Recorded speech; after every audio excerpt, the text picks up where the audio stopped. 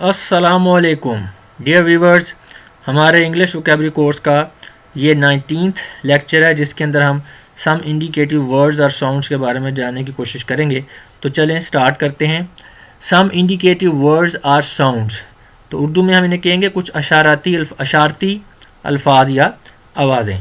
تو پہلی جو ہمارے پاس آواز ہے وہ بیبیز کی ہے کہ بیبیز کون سی آوازیں نکالتے ہیں. لس یعنی بچوں کا تتلا کر بولنا.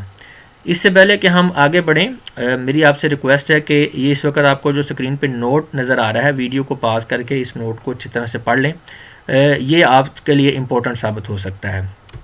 جی تو نیکسٹ ہے بگلز، بلو نکارے یا بغل کا بجنا. ڈرمز بیٹ ڈھول کی تھاپ. گنز رور بندوق کا گرجنا.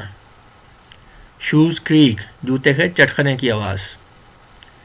ڈور کریک دروازے کا چٹکنا یا چون چون کی آواز پیدا کرنا. ونڈ وسلز آر سائز ہوا کی سیٹیاں یا ہوا کی شائیں شائیں.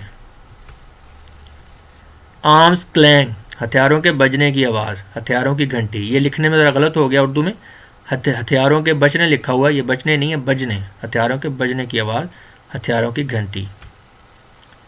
کوئنز جنگل سکوں کی آواز. ایگل اسکریم شہین کے چیخنے کی آواز.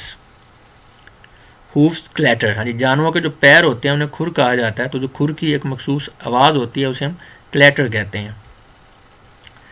ٹیتھ چیٹر داند کے بجنے کی آواز. تو داند کب بجتے ہیں؟ جب آپ کو بہت زیادہ سردی لگ رہی ہو یا بہت زیادہ پریشانی ہو جائے. تو سردی اور پریشانی سے جو داند کے بجنے کی آواز ہوتی ہے اس کو ہم چیٹر کہتے ہیں.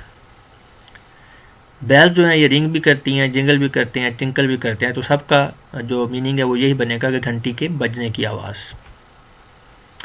فٹ سٹیپس ساؤنڈ قدموں کی چاپ، قدموں کی آواز. لیوز رسل پتوں کی سرسراہٹ یا پتوں کا سرسرانا.